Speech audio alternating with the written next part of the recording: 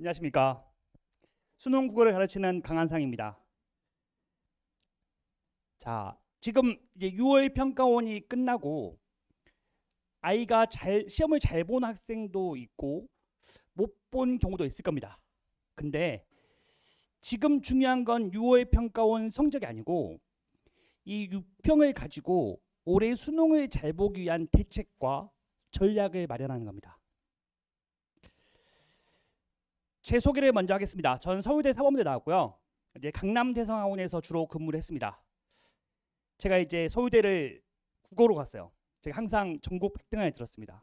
그래서 제 수업을 최상위권 학생들이 좋아하는 이유는 이 전국 100등을 하기 위해서 필요한 게 뭔지를 제가 사실 경험했기 때문에 그걸 그대로 알려줍니다. 이번 6월 평가원 굉장히 쉬웠습니다.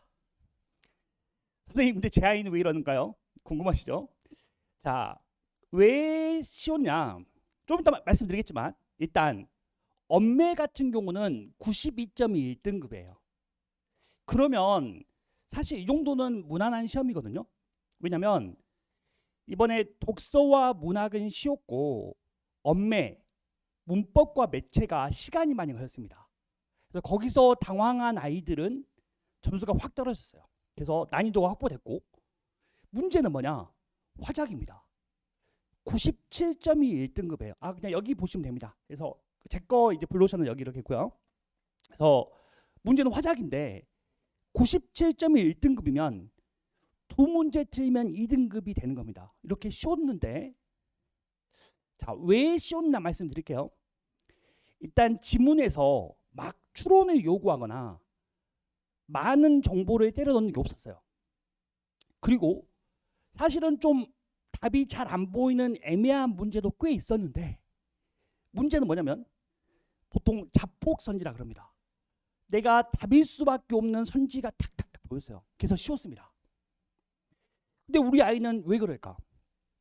자, 일단 2등급이 안 나온 학생들은 뭐냐면 기본적인 독해 방식과 생각의 방식이 모르는 겁니다. 그래서 국어를 그냥 감으로 풀고 눈으로 찾아서 푸는 거죠. 지금 한참 기말고사 공부를 하고 있을 텐데 기말고사 끝나고 이제 7월이 딱 되잖아요. 그러면 수능 국어 점수를 바꿀 수 있는 마지막 기회입니다.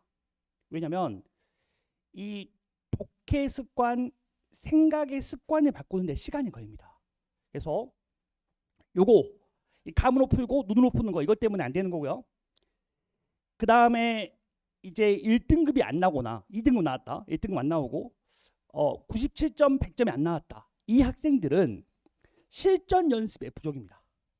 그리고 실시간으로 이번에 엄매 같은 경우 풀면서 안 풀리면 여기서 적당히 포기하고 나머지를 풀고 오면 마음의 안정감이 생기면서 풀 수 있습니다. 근데 그게 안 됐던 거죠. 이런 연습들 아이의 등급에 따라서 이제 전략이 다릅니다. 자, 제일 궁금한 거. 올해 수능은 쉽게 나올까요? 어렵게 나온다고 99%의 확률 말씀드릴 수 있습니다. 왜냐? 6평 출제 교수님들이 절반이 수능 출제에 들어가세요. 9평 교수님은 안 들어가십니다. 9평 들어가고 수능 들어가면 가정이 깨져요. 그래서 6평 들어가신 다음에 쉬었다가 이분들이 수능에 들어가기 때문에 6평이 엄청 중요합니다. 근데 항상 보면 6평이 쉽잖아요.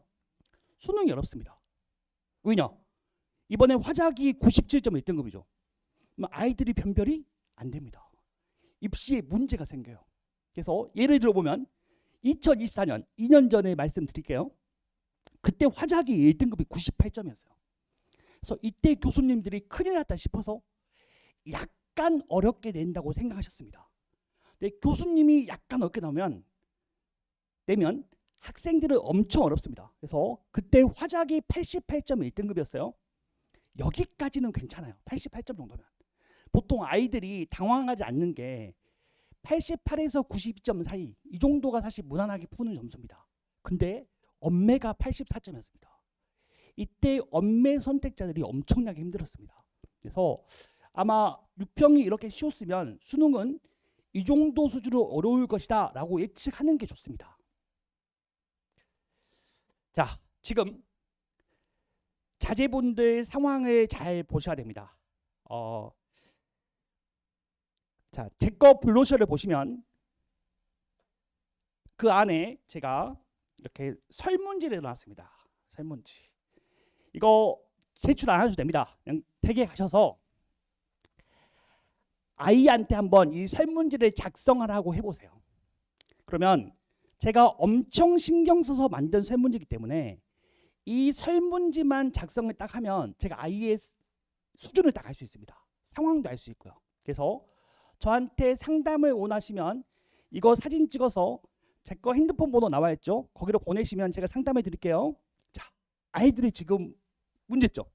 첫 번째, 엄마, 저 지문 읽었는데 무슨 말인지 모르겠어요. 읽고 나면 다 사라지고 문제 풀 때 계속 지문을 왔다 갔다 해야 돼요. 이건 독해 습관의 문제입니다. 사고 습관의 문제고요.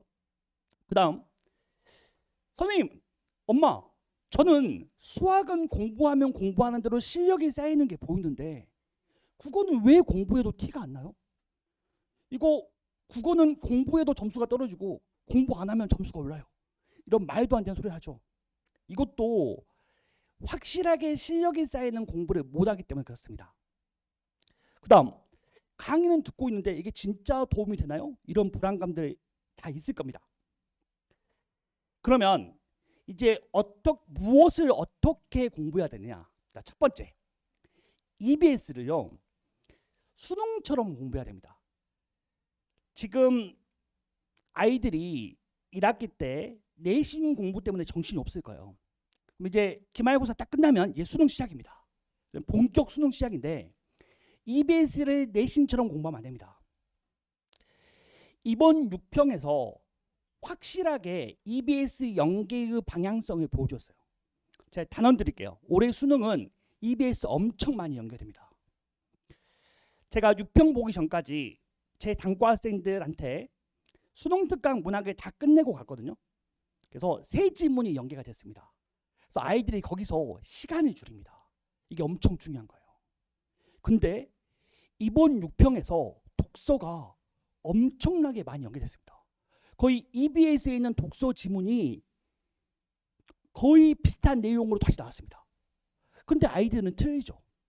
왜냐하면 내신처럼 외워서는 대비가 안 됩니다. EBS를 공부하되 수능에 맞게 공부하는 것. 첫 번째 중요하고요. 두 번째, 결국 수능 국어는 사고력 싸움입니다. 그래서 저한테 시간이 필요하다고 말씀드렸잖아요. 그래서 독해하는 습관, 생각하는 습관을 바꾸는 것. 세 번째, 정확한 근거를 갖고 풉니다. 이제 제 학생들이 제 수업에서 제일 먼저 도움받는 게 문학이에요. 왜냐면 아이들은 수능 국어에 대해서 오해하고 있어서 이렇게 보면 이거고 저렇게 보면 저거 아닌가요? 라고 착각하는 거죠. 이게 국어 못하는 애 전형입니다. 그게 아니고 저의 이제 캐치프레이가 애매의 세계에서 확실의 세계인데 수능 국어는 확실하게 답이 될 수밖에 없는 게 있어요. 그 정확한 근거로 푸는 것을 연습하면 수학처럼 공부할 때마다 실력이 쌓입니다. 자, 마지막은 이제 최상위권이 되기 위한 방법이죠. 아이들이 무너지는 지점이 있습니다. 독서든 문학이든 언어든 화작이든 그걸 잡아야 됩니다. 그건 스스로 못합니다. 좀 전문가가 잡아줘야 돼요.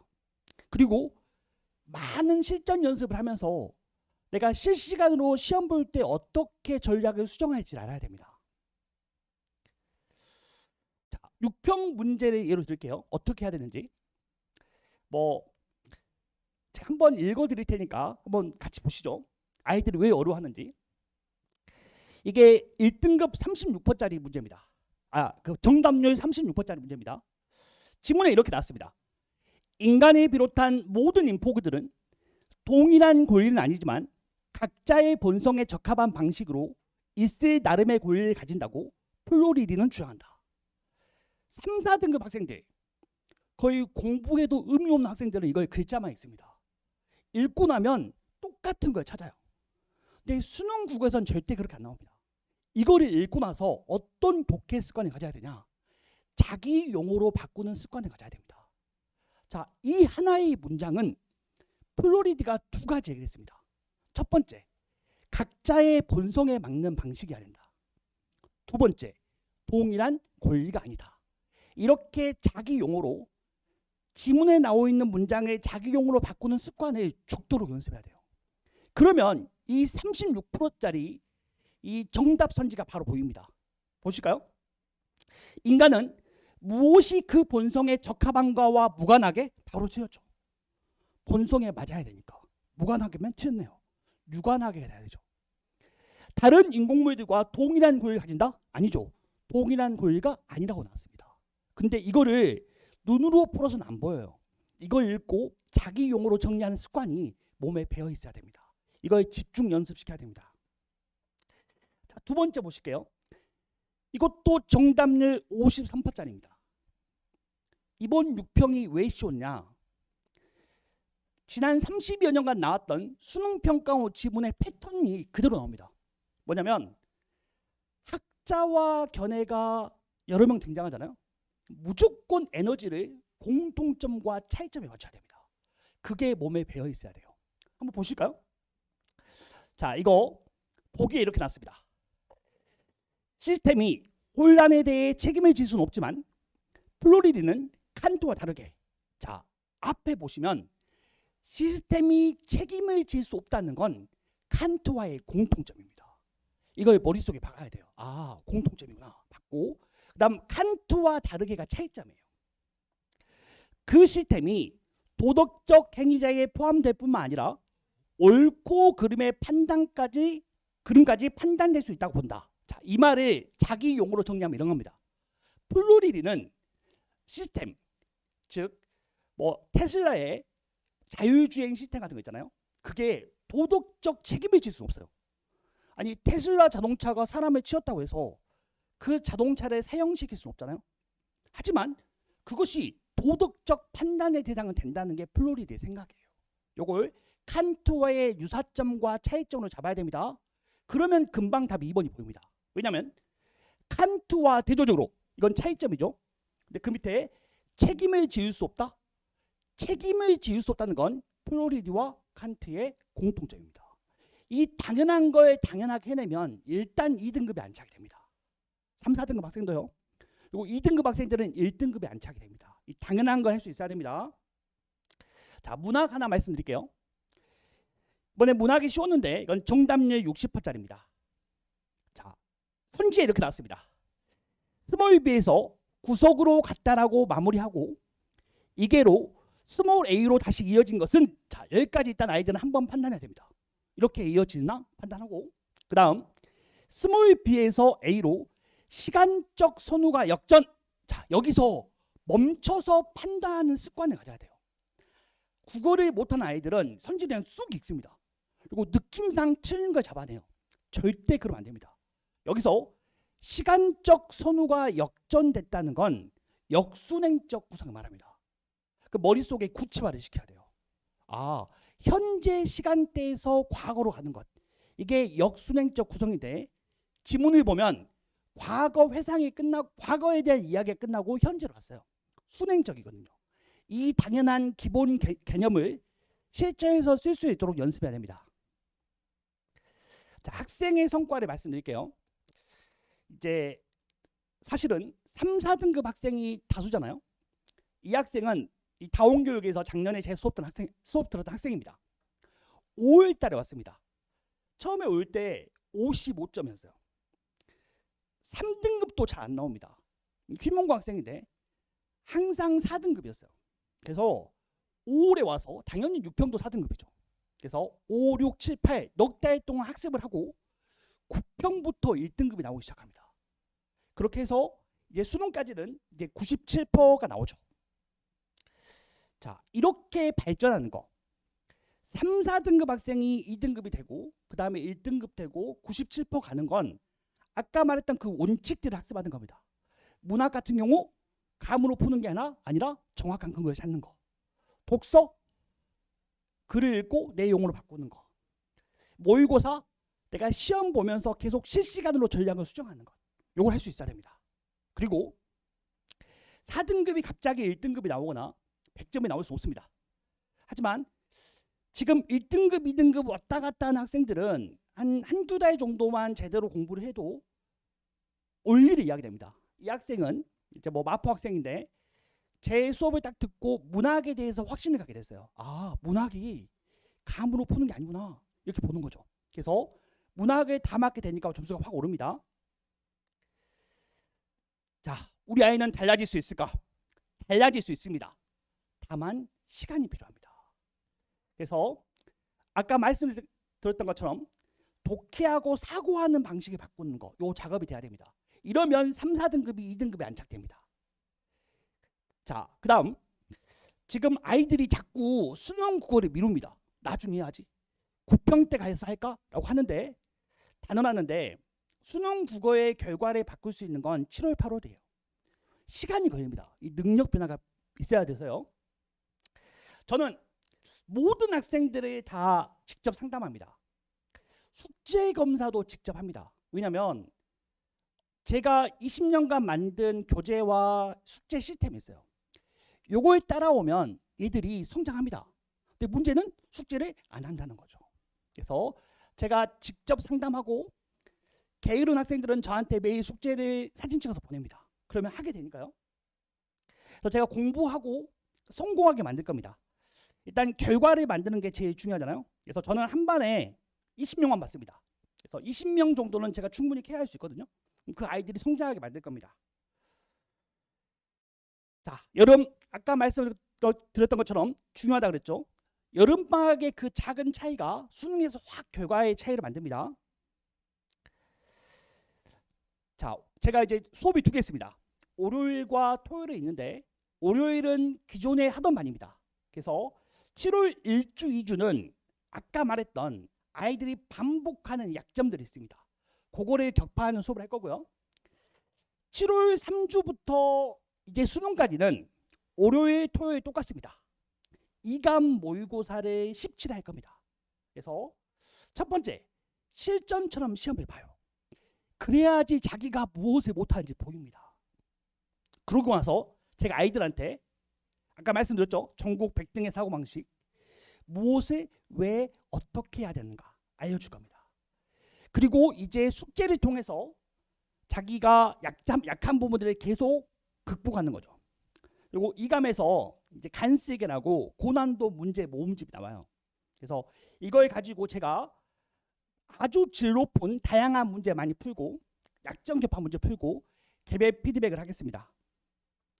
강의 일정은 월요일 저녁 그리고 토요일 오후입니다. 그래서 월요일 저녁은 7월 첫째 주부터, 토요일 오후는 7월 셋째 주에 개강을 합니다. 자, 마무리 짓겠고요. 아까 말씀드렸던 것처럼 이 설문지를 아이한테 주시고 그래서 얘가 작성한 다음에 저한테 보내시면은 제가 그거에 대해 상담이 되겠습니다. 이상 마치겠습니다. 감사합니다.